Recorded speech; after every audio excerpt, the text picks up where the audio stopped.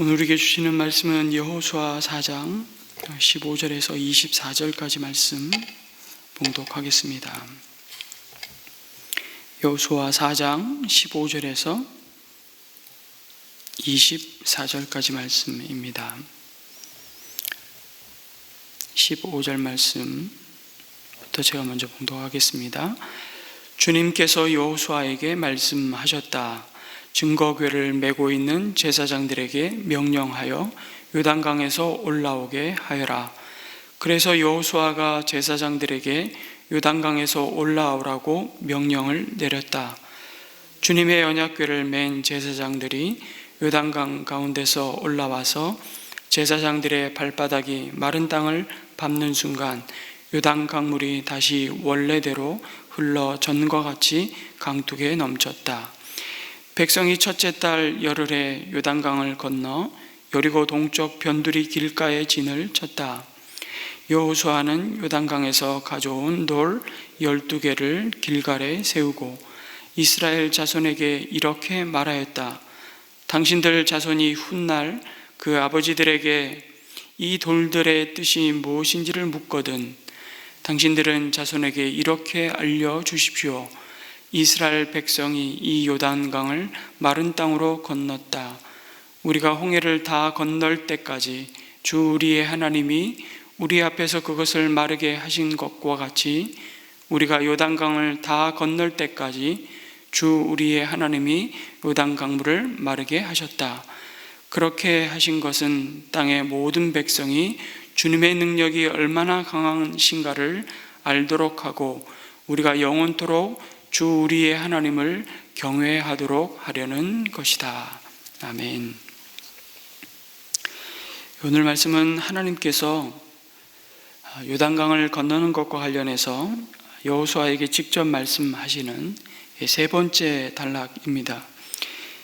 첫 번째는 요단강을 건너라고 명령하시고 두 번째는 그 요단강 한가운데 언약궤를 메고 제사장들이 메고 서 있던 그 자리에서 기념도를 취하라고 말씀하셨습니다. 그리고 세 번째로 오늘 읽은 마지막으로 요단강에 서 있던 제사장들로 하여금 올라오라고 명령하십니다. 여러분, 요단강물이 가장 불어나는 시기에 제사장들은 하나님의 법궤를 메고 모든 이스라엘 백성들 앞에서 요단강으로 들어가라는 명령을 받고 순종하며 나아갔습니다. 그리고 적어도 100만 이상 최소 그리고 많게는 200만까지 이르는 이스라엘 백성이 요단강을 건너기까지 제사장들은 언약궤를 메고 강 한가운데 튼튼히 서 있었다고 말씀합니다. 그 많은 사람이 여러분 요단강을 건너려면 한두 시간 가지고는 어림도 없습니다. 적어도 하루 종일 그 언약궤를 메고 요단강 한복판에 서 있었을 것입니다. 그 시간이 언약궤를 맨 제사장들에게는 결코 쉽지 않은 시간이었을 겁니다. 그들이 버티고 있어야 하나님의 역사는 끝이 납니다. 그들 가운데 어느 한 명이라도 이탈하거나 주저앉으면 위급한 상황이 벌어질 수도 있는 겁니다.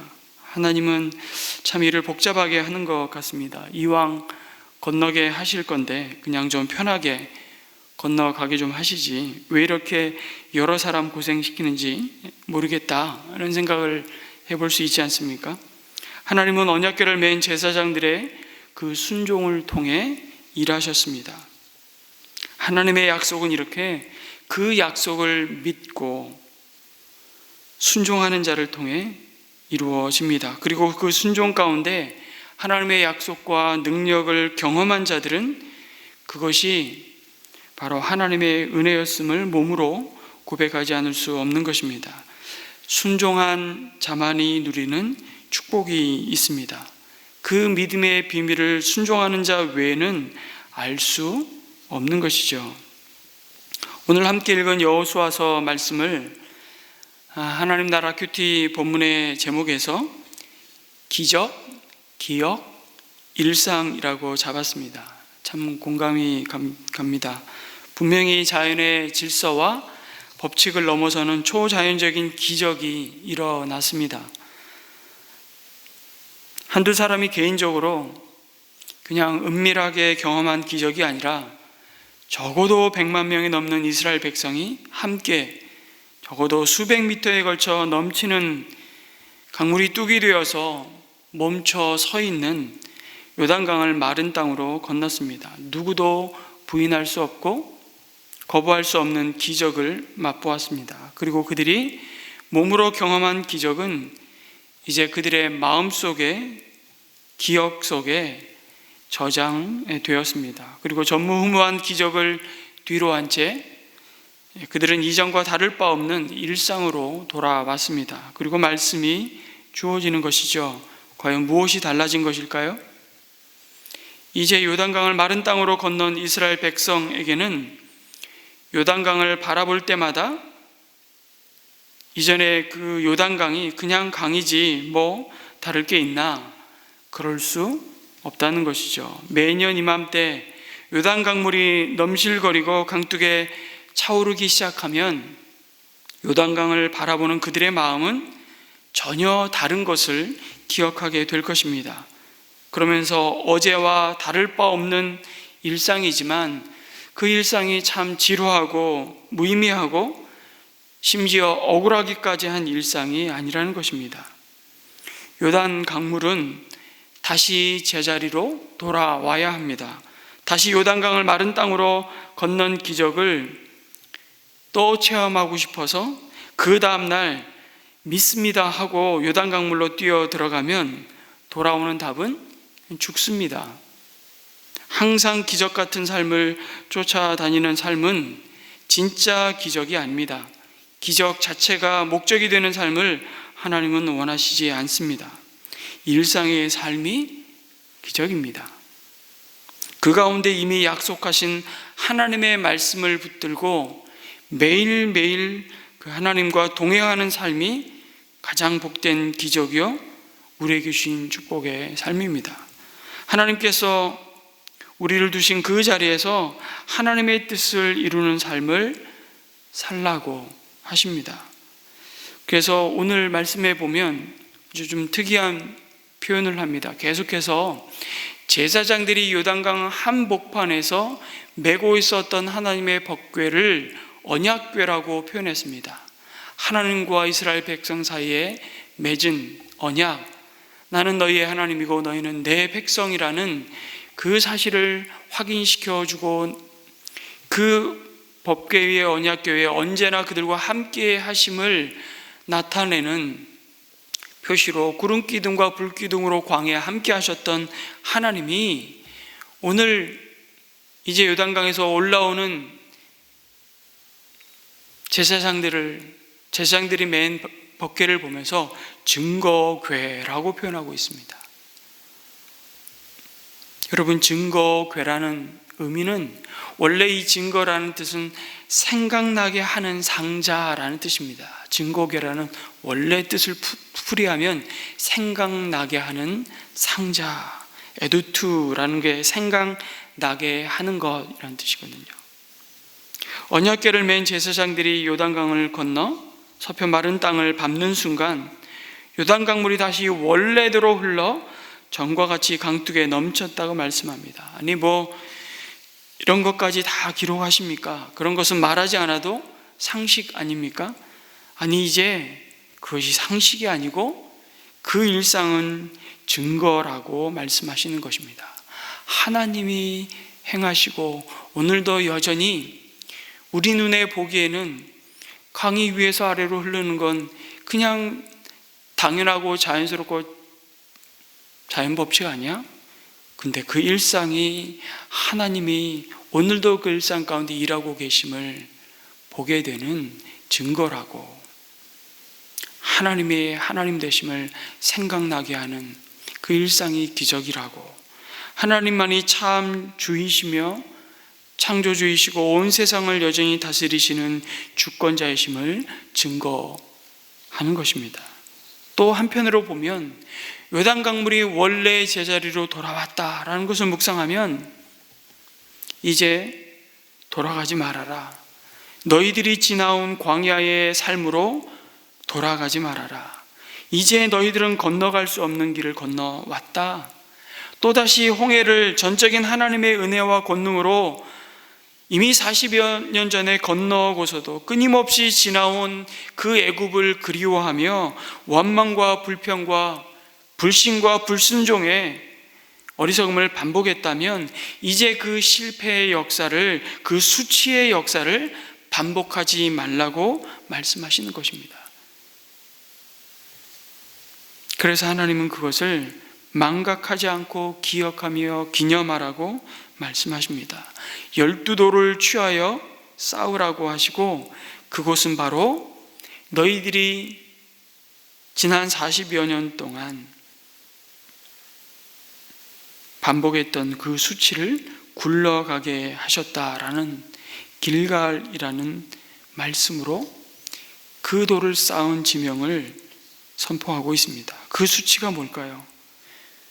애굽을 떠나 곧장 약속의 땅에 입성하지 못하고 40년 동안 광야 생활을 한 것에 대한 어쩌면 애굽 사람들의 비아냥과 놀림일 수 있습니다. 아니, 너희들이 젖과 꿀이 흐르는 땅으로 간다고 그렇게 큰 소리치고 갈 때는 언제고 아직도 광야를 헤매고 있냐? 아마 애굽 사람들도 적지 않아 그 애굽을 나간, 그리고 애굽은 아주 급격하게 쇠락하기 시작합니다. 그 당시에 이집트 왕조는 얼마나 많은 엄청난 노동력이 가장 큰 국가의 힘이요 경쟁력이었는데 그 노동력이 다 빠져나간 거 아닙니까? 그들이 얼마나 잘 먹고 잘 사는지 얼마나 주목하지 않았겠습니까? 그러나 여전히 할례 받지 못하고 광야를 방황하다가 죽은 출애굽 1세대의 모습이 어쩌면 그들에겐 큰 수치의 역사일 수도 있는 것이죠. 하나님은 그 모든 수치를 씻어내셨다고, 그 수치를 요단강 바닥에 또 다른 12도를 두고 요단강물에 잠그셨던 것처럼 그 수치와 방황의 역사를 끝내셨습니다. 길갈의 요단강에서 가져온 12돌을 세우게 하신 것이죠. 그리고 그 기념돌을 세우게 하신 목적이 무엇인지를 오늘 분명히 말씀하십니다. 이스라엘의 후손이 훗날 그 아버지들에게 이 돌들의 뜻이 무엇인지를 묻거든 자손들에게 그 의미를 알려주라는 것입니다. 요단강을 마른 땅으로 하나님이 건너게 하셨다. 이스라엘 백성이 다 건널 때까지 하나님께서는 그 요단 강물을 막아 서셨다. 모든 땅의 백성이 그래서 하나님의 능력을 알게 하고 하나님의 백성이 하나님을 경외하도록 하기 위해서라고 가르치라. 여기 놓은 돌의 뜻이 무엇입니까?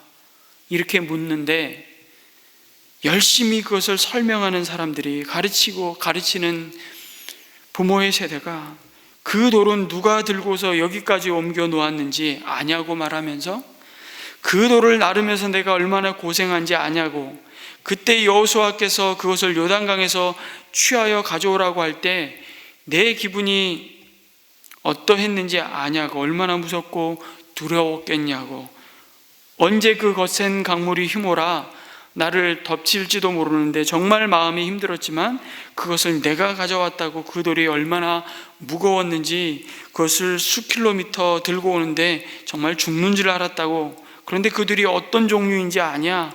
여러분, 이런 설명을 계속 이어가고 있으면 답답한 것이죠. 여기 놓인 돌의 뜻이 무엇입니까? 묻는데 자신의 무용담처럼 늘어놓기 시작한다면 여러분, 이것을 우리는 꼴불견이라고 이렇게 얘기하는 것입니다. 여기 놓인 돌의 뜻이 무엇입니까? 무엇을 증거해야 합니까? 무엇을 이야기해야 합니까? 딱 두 가지라고 말씀하십니다. 오늘 우리의 삶을 보면서 당신의 삶 속에 하나님의 은혜가 무엇입니까? 누군가 이렇게 물을 수 있는 삶이라면 그 삶이 기적이요? 그 삶이 복된 삶이라고 말씀하십니다. 하나님이 얼마나 위대하신 분이신가. 그리고 우리는 그 은혜로 하나님의 백성으로 택함 받은 자들이고, 하나님을 경외할 때 우리를 통해 하나님은 놀라운 구원의 역사를 이루셨습니다. 그리고 동일하게 당신의 삶 속에서 오늘도 하나님이 일하시며 하나님이 함께 하시며 하나님이 그 구원을 이루어 가실 것입니다. 누군가 우리에게, 우리가 늘 고백하는 것처럼 당신이 가진 소망의 이유가 무엇입니까?